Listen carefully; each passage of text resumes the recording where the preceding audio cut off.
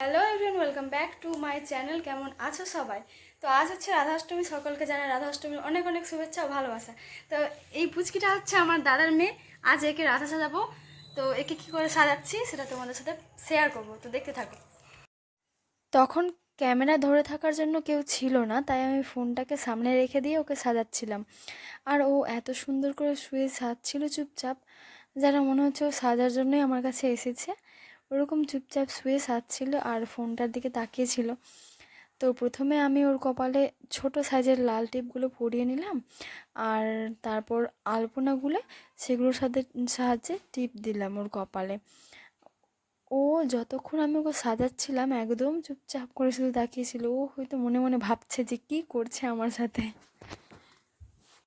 কপালে হাত দিয়ে দিয়েছিল একটু, না জায়গাটা নষ্ট হয়ে গেছিলো, পরে সেটাকে ঠিক করে নিয়েছিলাম। তারপরও চুপচাপই ছিল। তারপর দেখতেই পাচ্ছ একটা দেশলাই কাঠির সাহায্যে আমি ওর কপালে তিলকটা করছি, আর ও খুব মজাতেই আছে। এখন তো সব বাচ্চাই সাজতে ভালোবাসে, এও মনে হয় সাজতে ভালোবাসে, তাই চুপচাপ কি সুন্দর আমার কাছে সাজছিল। তারপর তিলকটা কমপ্লিট হয়ে যাওয়ার পর ওর কপালের সাজটা কমপ্লিট হয়ে গেল।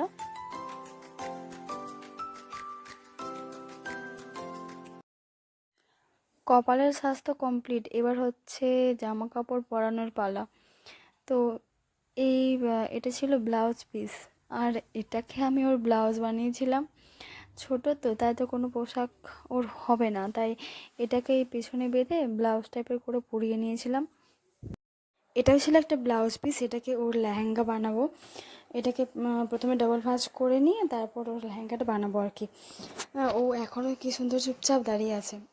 তারপর এটা একবার ঠিকঠাক হলো না, আবার পিসিকে বললাম একটু হেল্প করো সমান করে ভাঁজ টাজ করে, তারপর ওকে আবার পরাতে গেলে আমার ওর ব্লাউজটা বারবার নেমেই যাচ্ছে। তারপর ওকে লেহেঙ্গাটা পরানো শুরু করলাম। লেহেঙ্গাটাও কিন্তু একবারে পরানো হয়নি, ও বারবার হাত দিয়ে দিচ্ছিল, ডিস্টার্ব করছিল একটু।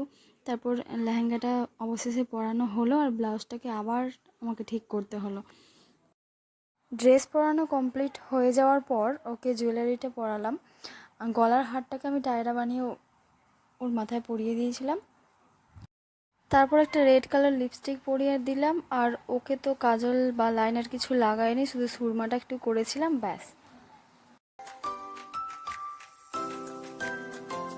তারপর বোনও একটু হেল্প করছিল আমাকে, ওকে কোমরবন্ধনীটা পরিয়ে দিল আর ওর গালে আরও কিছু ডিজাইন করে দিল। ডিজাইনটা হয়ে যাওয়ার পর আমি ওকে আরও দুটো মালা পরিয়ে দিলাম, আর সবশেষে ওর মাথায় ওড়নাটা দিয়ে দিলাম। তারপর ওর ফুল লুকটা কমপ্লিট। ওকে দেখতে সত্যি খুব সুন্দর লাগছিল, খুব মিষ্টি লাগছিল। আর তোমরাও কিন্তু কমেন্টে জানাতে ভুলো না ওকে কেমন লাগছিল। সবশেষে ওকে নাকেরটা পরিয়েছিলাম, এটা আমি পরিয়েছিলাম ওই গলার চেন দিয়েই। আর এটা হচ্ছে ওর জন্য বাসি, এটা আমি আজকেই তৈরি করেছি। লুকটা কমপ্লিট হয়ে যাওয়ার পর আমি ওকে ছাদে নিয়ে গেলাম ছবি তোলার জন্য। আর ছবিগুলো তোমরা কিন্তু আমার ইনস্টাগ্রাম আইডিতে দেখতে পাবে। তোমরা যদি আমাকে সেখানে ফলো না করে থাকো, তো আমি ইনস্টাগ্রাম আইডির লিঙ্কটা ডিসক্রিপশন বক্সে দিয়ে দেবো, তোমরা সেখান থেকে আমাকে ইনস্টা আইডিতে ফলো করতে পারো। চুপচাপ ছিল, আর ছবি তোলার সময় সেরকম সেমভাবে চুপচাপ বসেছিল, কিছুতেই আর হাসাতে পারছি না, তাই অনেক রকম টেকনিক করে ওকে হাসাচ্ছিলাম। এরকম করেই বেশ কয়েকটা ছবি তোলা হলো।